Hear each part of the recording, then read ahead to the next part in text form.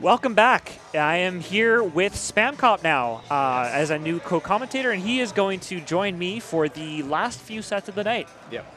And we got, first up, I believe, BigD versus Lemmon, which is loser semis. Yes. And I don't know who won the last time when they played, but I feel like it was a close set either way. Probably. These guys have had a lot of close sets over the years, so, I mean, the data to me would suggest that they were probably going to get another close set, so let's see what happens.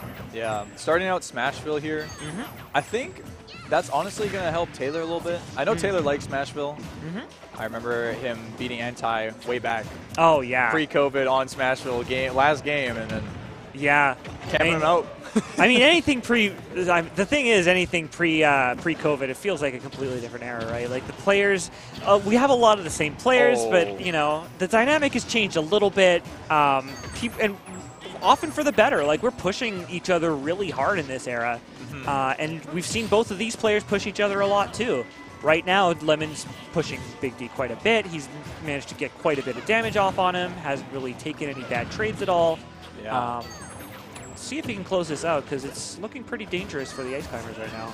Yeah, Taylor just doing a great job here on the right side of the stage, just keeping BigD off stage, getting a lot of percent, hitting Nana, hitting Popo, depending on which one he needs to hit to make them stay off stage, right? Yeah.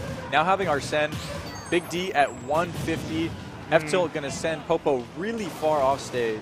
Gun down. That up B sniped or scooped Nana up from really far away, but these little taps with the guns are still just like, you can maybe deal with the first or second one, but when you take 4 or 5 of them and you have to manage like 2 climbers, like eventually any reasonable person's going to let that go, and it's hard to figure out what exactly the right option is.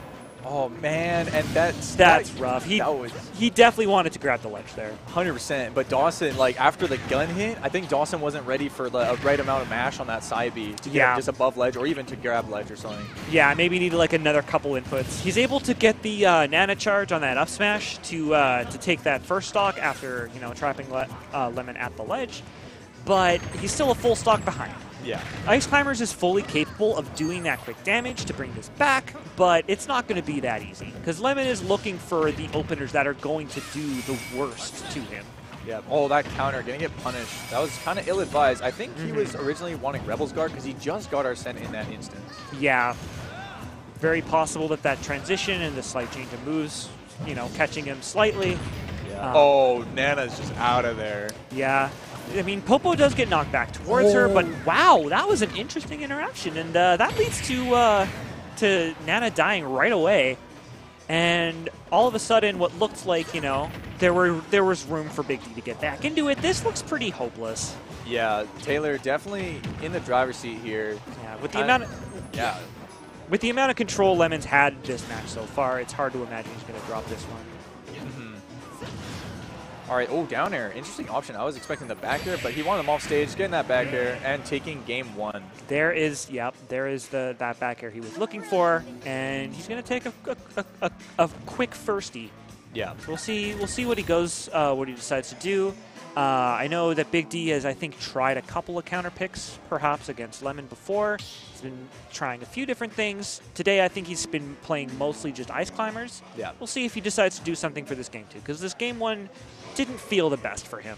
Yeah, it kind of felt very Taylor, like all Taylor. Yeah, that one was all Taylor. Yeah. And like I was even saying this like during the Lemmon versus Machu set, like that whole set pretty much almost the entire time felt like it was either all Taylor or all Machu, and they were like basically taking turns. Yeah. Like being in control. And it feels like Joker is, a character that's really good at doing that. He's so agile, he's able to like press his advantage so hard that when he's in control, it feels like you just can't touch him. Yeah. But once again, just getting him with those dash attacks, getting him off stage. But he's hitting Nana a lot here, which Dawson's realizing, like, oh, okay, I'll just hit you after that. Yeah. Yeah, I mean, it's always an interesting challenge of, if you have a choice to hit one of the climbers, which ones can you hit? If you get too greedy to only hit Nana, Popo can punish you for it. But getting that chip damage on Nana can also help you separate them more easily too. So like there's pros and cons, and it's always changing depending on where you are, the state of the game at the time. But right now, BigD's been able to maintain control. He's has center stage. He's gotten a lot of good damage from just keeping Lemmon trapped on the ledge and above him. But he's got the separation, and the separation can, you know, one separation, really good one, can sometimes be all you need. Okay, I think that was down smash. I think that was a down smash, yeah. To punish what looked like just a whiff forward tilt. So even though it has a little bit of a disjoint, still able to get stuffed by that hammer. Oh, backer, that's just going to kill. Yeah, that is really strong. So, I mean, he has Arsene, right? As soon as he has that, his kill power goes up by a lot. The back air especially is a really large hitbox, and it's extremely dangerous if you're close to kill percents. So that evens the game up for him. Arsene's almost gone, but he certainly did get his money worth, I'd say, out of this one. Yeah. Yeah, even game now, but I think even game is kind of not what Taylor wants, because like even game versus Ice Climbers, or even game even against Joker, but like Ice Climbers can just do that. Yeah. Like, just hit you with some wacky something, and yeah, you're just dying. It's scary for both of them, right? Like, I mean, almost everyone with an Ice Climbers on the screen kind of feels like that. Like, being in disadvantage versus Ice Climbers is terrible, but also Ice Climbers' disadvantage really sucks when they really get split up. Yeah, especially off stage. You have to capitalize so hard on Ices when they go off stage. Otherwise, it's so hard to clear out the stock, because like Ices, I believe, don't really have that much like invincibility on the beginning of up B, or it's only on when the climber gets launched up. So if they're like hanging down there, you just drop down with an aerial that's like lingering, and they just are separating, then they die. Yeah. Oh. Yeah. So Lemmon gets a little bit, you know, it felt like BigD was in control of that pace. Like Lemmon was in the air, he tries to land, BigD would just, you know, underneath him. That's the advantage of being underneath. Like, you can either jump up to challenge them as they start to fall towards you, or you can just wait. And if you think they're going to try to come at you with an aerial or a falling air dodge or something, you shield, you up smash, you take the stock, you take the game. Yeah. The most impressive thing about that was, though, is the fact that Dawson parried it and also had the up smash charging beforehand. Yeah. And that I'm just like, I can't think that far ahead. That's insane. You can do some really crazy stuff with those desyncs. Getting the parry with the Popo and the charge with the Nana. That's not something any other character can do, and it can get you those stocks all that earlier. Yeah. They got the Sephiroth here with the matching stage counter pick too. Yeah. What do you think of this one? I think honestly, Sephiroth versus Ices, I think it's very explosive either way. Yeah. Because Sephiroth's super light, Ices just getting in, you're gonna. Yeah. That is true. He is deceptively light, which is a big deal. 80% right here. Back air at ledge, I believe will take it. He could die, yeah. He's not far off from it. I mean, one of the big appeals, like, you want to talk about why he chose the counter pick. Like, Sephiroth has a very large sword, he has giant hitboxes, and those kinds of things are really nice against Ice Climbers because the AI isn't always the best at shielding those hitboxes, and you can, you know, poke at them relatively safely with these back airs, with these forward tilts. Yeah. And if Nana fails to shield one of them, now you've got them separated and you can apply a lot more pressure. There you go. So that's kind of something that Lemmon wants to lean on to help make this match at least a little bit less stressful than with Joker. Yeah, and also there, as you can see, just being able to go off stage with forward air and back air too, and also to have counter if you predict the side B. Yeah. Counter kills super early, especially against Icy side B. I'm pretty sure they'll do some nasty knockback. Yeah, and Sephiroth has that nice trait on his counter too, where it has this it prompts this kind of area of effect hitbox that makes it a lot more reliable for catching both of the climbers than some other counters might. 100%. Like right there, that's gonna hit Nana away. And it knocks Nana away, and it doesn't hit Popo, but Popo is still, because of the hitbox, he was pressured to shield it, so he doesn't get punished for it. Yeah, but there you see down tilt just gonna catch Taylor as he drops down, jumps to ledge. But Dawson having none of it. That counter is going to be so good against side B. Because, like, Joker... really good at discouraging. What does Joker do against, Nana and Popo side B, right? Maybe, like, shoot a gun at him? Or maybe, like, counter when you have Arsene. But, like, if you don't have Arsene, you don't have that. But in now, he's got basically Arsene counter the whole time. Yep. Because when is Ice Climbers going to cross you up? Yeah, like never. Yeah, so all you need to trigger that counter is just one little tap from either climber, and then it's just this lingering area of effect thing that is multi-hit and is going to hit probably both of them, at least one of them. It's going to disrupt them. Yeah. So it's like to punish it as Ice Climbers, I think you pretty much just have to like drift back. Yeah. And hopefully that he'll have enough leg afterwards. Man, this is so sad to just watch the single climber trying to recover when you can cover everything that he tries. This is the game you have to play. Like when you like your reward for killing Nana is only needing to fight the one climber. 48%. That's a little bit insane, yeah. So that's going to swing this even more on its favor. This is really starting to look like his game to lose. Yeah. Oh, Dawson going for it there. Well-timed air dodge from Lemmon to not get hit by either one of those so much percent. Oh, yeah. This game's just running away from Dawson. Yep. Taylor, very happy with his counter pick, working out really well. Another major thing about Sephiroth that he has compared to Joker is if Joker does back air or forward air or something like that on Icy's shield, Icy you have 2 shields. You're hitting 2 shields? Yes. That's twice the amount of shield stun, right? Yes. And with Sephiroth, back air, okay, what is he going to do? Nothing, because I'm so far away from you, right? Or forward air. Yeah, so the part of the safety that you sometimes get from like the hit leg on the shield, you're trading that effectively for more range, which means that, you know, not only do they have to exit their shield before they punish you, they also have to run 3 character lengths in your direction to punish you. Long distance. Yeah. But now Taylor going to be up 2-1 against Dawson. Yep. And I believe there's 1 ban. Yes, so 1 ban in best of 5s. Lots of stages Dawson can pick here. And I think he selected like small battlefield or something like that. But we shall see in a second. Yep. I feel like, Captain Falcon coming out. I just heard that. That I think might be the pick. It might be the pick, yeah. I think, you know, I saw these two play. There was, it might have been at the Invitational or some other set, but they ended up getting into a counter pick battle that ended up settling on BigD playing a lot of Falcon. At one point, he switched back to Ice Climbers, but he has used this to good effect against Lemmon in the past. Yeah. And I think this is directed at the Sephiroth.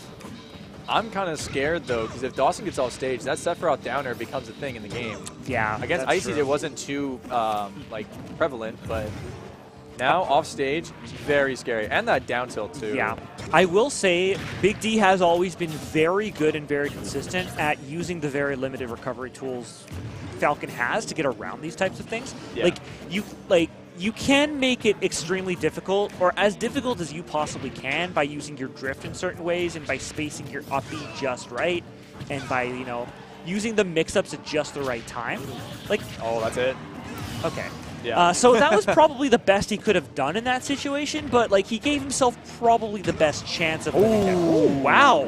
That conversion, okay, so he got the knee there, and he took the stock, and that was a big deal. He really needed that to get back in. Big deal indeed. Yeah.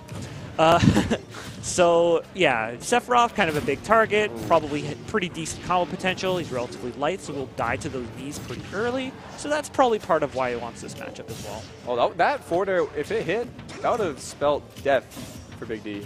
Yeah. But since it just barely whiffed, Taylor actually frame trapping that with his single up B, like the non-charge version. Oh, and here becomes... Yeah, and good punish on that counter, too. So BigD actually hit the Sephiroth counter, but because he only did it with the very tip of his up air from below, he didn't get hit by it himself, and then he just gets to punish the end leg. Oh, that F smash, that calling out that empty hop by Taylor there. He not only, it was a full hop, but he chose to fall through the platform, because he would have landed it otherwise if he had chosen not to. But BigD's forward smash, obviously, you know, predicated on the assumption that Landon was going to, or Lemmon was going to go all the way through. Yeah, Lemmon getting that down smash there, though, on the roll-in. Good stuff. Evening up the game, and we now have a pretty close game. Dawson, or BigD, sorry, opening up Taylor here. Oh, Lemmon. Yeah, man, it's so hard. We all these top players that we know by their first name, it's a problem. It is a problem. But yeah, we've seen some really good traps from BigD to put on that first 50%, and now he just gets to sit on that lead. He gets to keep, you know, the pressure's on Lemmon to not get hit too much, to not take too much more damage, and to find openings of his own to contest with what BigD's brought him. All right, these nairs actually catching BigD's return to stage. Lemmon kind of just. He seems not too scared at the moment, actually. He seems pretty confident. Yeah, they're both swinging a lot. They're taking turns, you know. They do the dance where one person shields an attack, then jumps and tries to... Yeah, didn't time it, but he read it. Yeah. Oh, oh, that's it. Yeah. That's it. He just. Oh, that was so clutch. The counter, a little bit predictive, a little bit hopeful, perhaps, expecting BigD to be perhaps a little bit too aggro. Yeah. Because I mean, as I was trying to say, there was a point where they were both just kind of swinging at each other. Yeah. You know, like I'll shield, you swing at me, and I shield that, and then you swing back and forth. And when you get into a groove like that, if you get too comfortable, you can get easily baited into like hitting a counter or something like that. So maybe that's what Lemmon was thinking. Yeah. But BigD patient gets the well-timed dash into down tilt punish and take us to the game 5. All right, now the Joker switch coming out here. I think this is a smart idea because Sephiroth kind of gets run down by Falcon, and now he's like, I need the speed to keep up with this guy. Yeah, and if you're looking for the agility to match with Falcon, Joker is a very good candidate for that. He has a lot of these really strong tools. He has really good combos, really good ways to cheat off stocks super early, which generally just, yeah, I mean, it feels really brutal to get hit by those Arsene back airs at 70 off stage and die. Like, here's a big situation. Yeah. I mean, Captain Falcon has something kind of similar like that with his knee, but it's a lot harder to land a lot of the time. So usually it does feel like it's a bit Joker favored. All right, Lemmon just kind of using his Arsene to just dash stack and keep BigD in disadvantage, and it's working out. BigD now at 118, Lemmon at 66. This is pretty nice if you're Lemmon. Yeah. I mean, BigD has to look for like that up B was a good call out, a good punish on that poor spacing, but it's risky. If he whiffs that, he probably dies. But he's really good at landing those, it turns out, so he gets the stock first. Yeah, I feel like BigD's using his aggression in really a smart way. Like, when he's in disadvantage, he's just trying to get back to neutral. And when he's in neutral, up tilt spike, though. Don't see those a whole lot. That's it? Yeah. All right, now we got almost an even game. We got Lemmon with Arsene. BigD doesn't care. He's just like, you know, I'm not waiting this out. I'm going in. Yep. Which is a very viable strat. If you can get the hits, especially as Captain Falcon, that Arsene's going away. Yeah, definitely. And see right now, Arsene's almost gone, and that's going to leave BigD in a really nice spot. It feels good to get rid of Arsene with a 100 damage lead. Yeah. All right, that Nair going to not lead into anything, but gets a down tilt. Tries to bait him in, perhaps, with an up smash, but he's getting a lot of good mileage out of these up Bs. You know, not letting Lemmon shield or like when you don't have shield, that removes a key defensive option, and he's punishing him for shielding so much that you gotta feel like Lemmon's might be second guessing his own defensive options at this point. Yeah, it's very scary. Oh, that deep back air is so good. He's not gonna drop this. Yeah. Lemmon doesn't drop that. Yeah, that was at that point it's linear. Like there's only one place he can possibly go, so it's just a matter of timing the back air correctly. Oh, this is getting scary for BigD. It is. This turned around so quickly. All right, forward throw him off the stage. Trying to get the down air there on the 2-frame. Yeah. All right. Oh, Lemmon now for the rolling. First time. Yeah, that was smart. So that time, smash. Oh, he misses it. Yeah. This is so scary. Okay, reading that. Okay. Getting some drag downs, getting some cooking. This is so tense. We're getting a lot of these really nail-biter sets right now. Oh, my goodness. That's it. Oh, he read the neutral get up. Yeah, that's it. That's it. And just like Ouch in Winners Finals, we saw him get a couple of those on Len, just reading the get-up option with the forward smash. Lemmon takes a page out of that playbook and says, here, I know you're going to get up from the ledge here. You want me to, I don't know, wait and try to cover your jump or something. I'm just going to forward smash you, and I'm going to time it correctly to win right now. Yeah, unlike Game 4, where he lost the game because he didn't time that S-smash right with Sephiroth, right? But Lemmon going to time that one, getting the read on that neutral get up, and going to take the set. Yep. And perhaps that might even be a difference between the character comfort and the less comfort that he has with the Sephiroth. Like he's been playing Joker a lot longer. Maybe he just feels that timing a little bit better. Yeah. So we are actually going to throw it over to an interview. We're going to quickly talk with Lemmon and get to see how he's feeling after that really tense set. All right, I am here with Lemmon, who just took a big set off of BigD. Really close Game 5. How are you feeling during that Game 5? Honestly, like I got a bit of a second win during that Game 5. I was a little demoralized with just how I was losing my stocks a bit early, kind of repetitive as to how the set had previously been going.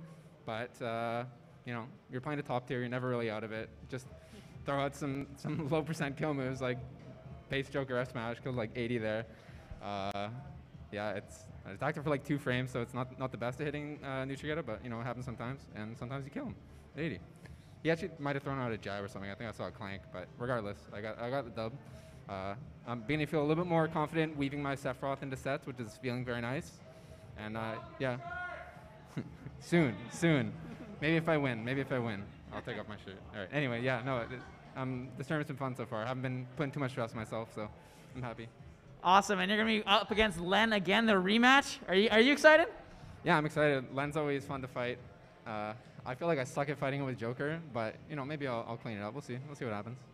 Awesome, we're gonna hit that set right now. We got Lemmon, we got Len. Let's hit it.